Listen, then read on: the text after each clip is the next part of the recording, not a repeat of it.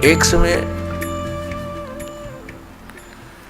एक सिमली नाम की लड़की थी और वो किसी गुरु से उपदेशी थी, आस्था भगवान में गणी थी। और प्रारंभ से ही ये ऐसा रहा है कि जगत और भक्त का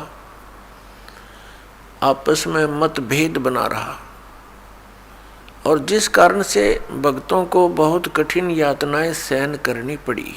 संसार की रीतियां, सांसारिक जो परंपराएं हैं, वो यहाँ इस काल के जाल में रहने के लिए व्यवस्थित है, एक व्यवस्था है। और जो लोग परमात्मा से परिचित नहीं है वो इसी में, इन्हीं में व्यवस्थित है। उस लड़की की बहुत आस्था थी। नगर के बाहर एक साधु का आश्रम था। वो लड़की उस महात्मा को आहार करा के आती थी, उनकी सेवा भी करती थी और शाम के समय अपने घर आ जाती थी। कुल के लोगों ने, परिजनों ने बहुत कुछ प्रतिबंध लगाए, लेकिन लड़की नहीं मानी। उस सिमली का एक भाई था, मंसूर नाम था उसका। उसको अन्य व्यक्तियों ने कहा कि आपकी बहन शाम के समय और गैर टाइम को वक्त जाती है संत के आश्रम में। देख ले भाई, इज्जत का सवाल है और पूरे नगर में चर्चा चलती है अपनी बहन को बनाकर। अब मंसूर ने सोचा भी पहले ये देख तो लूं, वास्तव में वहां उस आश्रम में ऐसा क्या है। इस दृष्टिकोण से जब उसकी बहन शाम के समय प्रतिदिन जाती थी साधु का भोजन लेकर, जिस दिन घरवाले भोजन नहीं देते थे तो वैसे जाती थी, उनकी सेवा कराती थी, कोई कपड़े धोआती थी, कुछ देर उनकी चरण दबा देती थी। अब मंसूर ने, भाई ने सोचा कि सीधा संत से बोलना अच्छा नहीं होता। साधु संत बड़े सहनशील होते हैं और सिद्धि युक्त होते हैं। अपराध के विषय में कुछ उठपटांग कहना हानिकारक हो सकता है। उसने क्या किया कि आश्रम के बाहर खड़ा हो गया और जैसी भी कच्ची पक्की कोई द्वार थी, उसके अंदर कोई सुराख था।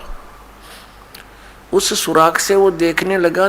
छोटा सा आश्रम था, को 100 गज का होगा, गणित करना 150 गज का, और उसमें एक झोंपड़ी डली हुई थी। संत जी बाहर बैठे थे, गर्मियों के दिन थे, चंद्रमा की रोशनी थी। तो उसने देखा कि लड़की ने जाके भोजन कराया महात्मा को, फिर बर्तन साफ किए, 1-2 कपड़ा धोआ, फिर महाराज जी के चरणों को दबाने लगी, सेवा करने लगी। तो क्या हुआ कि ऐसे उस महात्मा ने हाथ किया, आकाश से एक अमृत का प्याला आया। संत ने पिया, आधा उस बेटी को दिया। संत ने कहा कि बेटी, इसमें से थोड़ा सा,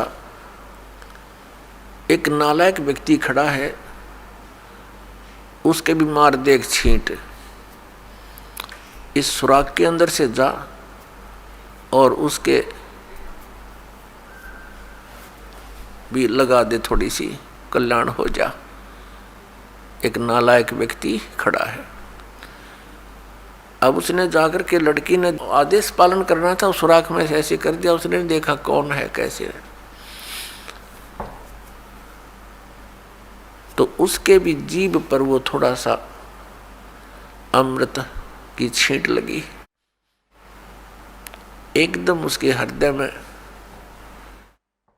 एक विशेष प्रेरणा हुई कि मैं बहुत पापी हूँ, मैं नीच हूँ, और ऐसे पाक साफ महापुरुष के विषय में मेरे मन में दोष आया।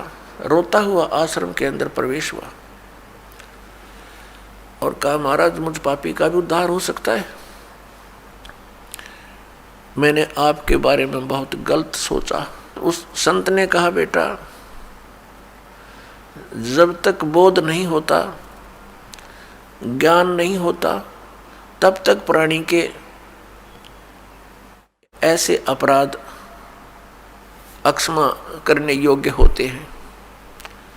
और बेटा कोई जानबूझ कर करोगे, दीक्षा उपदेश लेने के बाद आपके मन में ऐसा संत के गुरु के प्रति दोष आता है तो फिर आप पाप के भागी भारी बन जाओगे। काफी देर सत्संग सुनाया। प्रतिदिन वो भक्त अपनी बहन के साथ दिल्ली आने लग गया। खूब सत्संग सुना, दोनों बहन भाई मिलकर सेवा करते थे। फिर क्या हुआ कि उसके हृदय में एक ऐसी प्रेरणा हुई, अनल हक। उस संत ने उसको एक मंत्र दे दिया, अनल हक, कि इसका जाप किया कर। अपन आत्माओं, पिछले पुण्यकर्मी प्राणी ही परमात्मा की खोज में लगते हैं। उनको ही इतना शीघ्र इन बातों का असर होता है, संत के वचनों का। तो महान पुण्यात्माओं में से एक था मंसूर, और संत की कृपा से उसके पिछले पुण्य स्टार्ट हो जाते हैं, उदय हो जाते हैं, और वो प्रेरित होकर के वो भक्ति प्रारंभ कर देता है। जैसे एक फॉर एग्जाम्पल, जैसे कोई कटोरी में घी डाल रखा है, उसमें एक ज्योति भी रखी है, और वो ज्योति जला रखी थी, बुझ गई, घी भी है उसके अंदर, बनी बनाई बाती भी उपलब्ध है। एक सीख लगाने की आवश्यकता है, वो जग जाएगी। तो जितने भी पुण्यकर्मी प्राणी हैं, जो भी साधु संत महापुरुषों के प्रवचन सुनते हैं, किसी भी संत के, चाहे उसने भक्ति मार्ग का कति ज्ञान नहीं, लेकिन भगवान की महिमा तो वो भी सुना ही देते हैं। तो उससे क्या होता है कि वह ज्योत जग जाती है। अब वह ज्योत तक जगगी, जब तक पूर्व जन्म का उसके अंदर घी है यानी पुण्य है, तो वो जगेगी, प्रेरणा बनी रहेगी भगवान के पाने की। यदि आगे उसमें विधि घी उसके पास नहीं है डालने के लिए, तो वो ज्योति भी जल जाएगी और घी भी समाप्त हो जाएगा, और सारा कटोरा व कटोरी काली हो जाएगी। तो पुण्यात्मा उस अनल हक मंत्र के गुरु जी ने दे दिया, जो मंत्र देना था उसको। अनल हक का अर्थ होता है अहम ब्रह्मास्मि, मैं ही ब्रह्म हूं, मैं ही परमात्मा हूं, अनल हक। हालांकि ये कोई मंत्र वंत्र नहीं था, लेकिन उस मंसूर के अंदर वो पूर्व जन्म का घी और ज्योति रह रही थी, वह जगेगी। अब उस मंत्र से भविष्य में तो कोई लाभ उसको होना नहीं था, क्योंकि वो चार्जर ठीक नहीं था। पूर्व जन्म की बैटरी से उसमें इतना प्रभाव था, इतने पुण्यों से, कि उसने अनल हक कहना शुरू कर दिया कि मैं ही परमात्मा हूँ। अब भोली आत्माओं, पुण्यात्माओं को जैसा भी गुरु ज्ञान देता है, वो तो दृढ़ होते हैं। गुरु जी ने 2 दूना 6 कह दिया तो वो 6 ही बोलते रहेंगे। घरवाला कहेगा, कोई उसको बताना चाहेगा, वो नहीं मानेगा, कहता नहीं मेरे गुरु जी ने ऐसे ही बोला। तो अबोध बच्चे ऐसे ही होते हैं। इस बात का ज्ञान पूरे मुसलमान धर्म में हुआ, क्योंकि वो मुसलमान धर्म से संबंधित था, और मुसलमान धर्म ये मानता है कि जीव ब्रह्म नहीं हो सकता। वैसे तो जीव ब्रह्म हो ही नहीं सकता, ये तो अंडरस्टूड है। जीव तो ब्रह्म है ही नहीं, ब्रह्म अलग है, जीव अलग है। ब्रह्म मीन भगवान, जो जीव का भी उत्पत्ति करता है। लेकिन मुसलमान धर्म ये मानते हैं कि पृथ्वी पर परमात्मा नहीं आ सकता। वह तो 7वें आसमान में रहता है, 7वें स्वर्ग में। और कोई ये कहता है कि पृथ्वी पर परमात्मा है, वो दंड का अधिकारी है, वो भ्रमित कर रहा है, मुसलमान धर्म के विधान को बिगाड़ रहा है। इस कारण से मंसूर को बहुत बार समझाया, राजा तक बात गई। बहुत कुछ कहा लेकिन नहीं माना, अनल हक करता रहा। उसको कहा कि तू ऐसा मत बोल। अब साधु को तो कोई बोल नहीं सके था कि वो क्या मंत्र दे रहा है, लेकिन पब्लिक के अंदर जब बात आ जाती है तो वो अपना पूरा जोर शोर से विरोध करते हैं। अब क्या हुआ कि वो नहीं माना तो उसको चौराहे पर खड़ा कर दिया, बांध दिया उसको चौराहे पर, और फिर क्या कहा कि या तो तू अनल हक कहना छोड़ दे, नहीं तो तेरे पत्थर मारेंगे। उसने फिर कहा अनल हक, क्योंकि वो तो मदमस्त हो गया था, अलमस्त हो गया था। ऐसी स्थिति पूर्वजनों के पुण्यों से होती है, और भविष्य की भक्ति नहीं होती है तो वो नष्ट हो जाता है उस जीवन ऐसी पुण्यात्मा का। तो उसको सजा दी गई कि पूरे नगर के व्यक्ति इसको पत्थर मार मार के इसका वध करेंगे। ऐसी सजा दें ताकि और भी कोई ऐसी हिम्मत ना करे। तो सभी लाइन में आ रहे थे और पत्थर मार रहे थे, तू पापी है, पत्थर मार रहे थे, निकल जाते थे। अब उसकी बहन सिमली का भी नंबर आ गया। जब और पत्थर लगा रहे थे वो हंस रहा था, अनल हक अनल हक हंस रहा था। और जब उसकी बहन सिमली का नंबर आया वो भी लाइन में खड़ी थी, तो बहन ने सोचा पत्थर तो मैं नहीं मारूंगी, लेकिन लोक लाज में आके उसने फूल उठा लिया कि मैं फूल मार आऊंगी उसके। यहाँ ये लोग भी ना मेरा विरोध करेंगे और भाई का चोट भी ना लगेगी। उसने फूल मारा, फूल मारते ही वो रोने लग गया, बहुत बुरी तरह रोने लगा।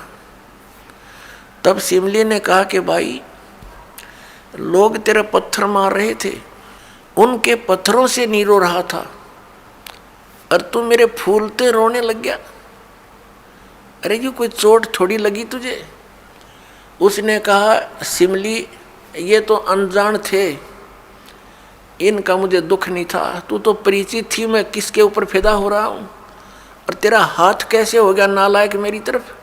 तूने भगवान की तरफ हाथ कर दिया, मैं भगवान के लिए ड्यूटीड हूँ, और तूने क्या समझा फिर ज्ञान को? न्यू रो रहा हूँ, तेरा जीवन बर्बाद हो गया, तूने ज्ञान समझा नहीं बहन। तेरे फूल का मुझे इसलिए दर्द हुआ, तू तो परिचित थी इस बात में। उसके बाद नहीं मरा वो पत्थरों से, कहने लगा या तो कहना छोड़ दे अनल हक, नहीं तेरा हाथ काटेंगे। उसने कहा अनल हक, हाथ काट दिया। फिर कहा दूसरा हाथ काटेंगे या बंद कर दे, अनल हक। तेरी गर्दन काटेंगे, बंद कर दे, अनल हक, काट दिया। अब उसको गाड़ा नहीं, मुसलमान धर्म में नीचे दफनाते हैं जमीन में, उसको सवा कर दिया काफिर समझकर कि काफिर जलाए जाते हैं, उनकी सोच है। और उस राख को जल में फेंक दिया कि इसका नामो निशान मिट जा दरिया में। कहते हैं वो राख भी, ऐस भी, वो बबूत भी अनल हक अनल हक अनल हक करती जा रही है। और 1000 मंसूर बनकर गलियों में घूम रहे हैं। सबने दरवाजे बंद कर लिए, टट्टी पेशाब निकल गया, लोगों का घबरा गया, ये क्या हो गया, भगवान का भगत था, ऐसा हो कर दिया इसके साथ। तो पुण्यात्माओं, अब ये ज्ञान है, तत्व ज्ञान है, इसको बहुत गहराई से समझना है।